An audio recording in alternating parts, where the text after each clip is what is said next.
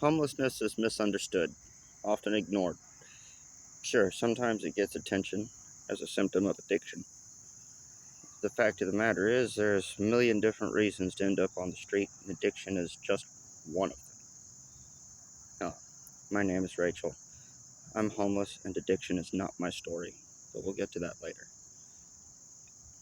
Not being distracted with addiction, I have my wits about me enough to see what's going on. And there's a lot going on, most of it wrong. One, there's lots of help for the person whose only problem is addiction. Plenty of rehabs ready to take any addict that's ready, and sober living from there. If they have insurance and all their documents. Which brings us to the next problem, and one of the biggest. Most homeless, regardless of their story and the details of their situation, for whatever reason, often through the course of their homelessness, have lost their ID.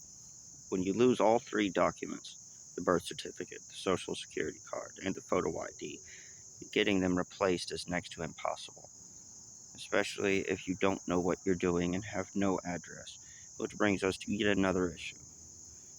Just about everything in the modern world requires two forms of ID and proof of address, including replacing the ID. Naturally, the homeless have no address. Go to the shelter, people say. No. There are 3 adult shelters in this city, and they are nightmarish. Most people would rather sleep outside in inclement weather than sleep in these places. Don't believe me? Go in undercover and see for yourself. The soup kitchens. Some are good, kind-hearted people doing it out of their own pocket.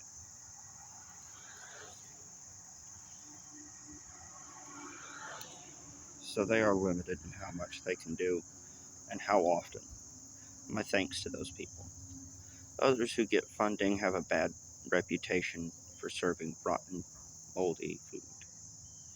Of course, there are good people, like my friends here at the Recovery Cafe, that do everything they can to help anyone in need, but there's only so much they can do, and the Lexington Pride Center wants to build a shelter for the LGBT community so that people like myself would have a safe place, but they don't have the funding.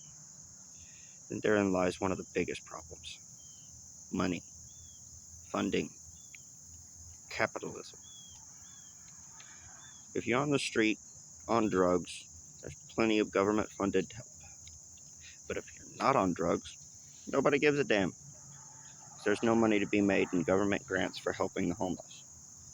That's why one particular shelter treats their drug program clients like kings, and their homeless general population they treat like dirt. And those struggling with mental health and illness, even more so. No funding for that either. At least not much. There's a lot of lies out there too. Lies and misconceptions. Let's Give, for instance. See all those signs saying, change the way you give to help panhandlers? As a panhandler, I have never been approached by this organization, nor as any other panhandler in this city. Same with the panhandlers van. If they're running around picking up panhandlers, then why do I never see them? Ask any panhandler and they'll say the same thing. Flying a sign is not an easy, glamorous living. It's long, hard, humiliating, dangerous. Especially with the harassment from certain crooked cops. Payout sucks, but it's better than nothing. And just because you're homeless doesn't mean you have to be filthy. I live in a literal hole in the ground out in the woods, hanging out with wild animals like I'm Snow White or something. I don't see what the problem is. So you see, down here on the bottom, we deal with a lot. And it gets worse when we try to get up. Get a foot forward, get slapped back 2 steps. Every day is a struggle not to give up. Now once we have the ID and find an employer willing to give us a chance in spite of the stigma around homelessness, there's the problem of housing. If people that don't have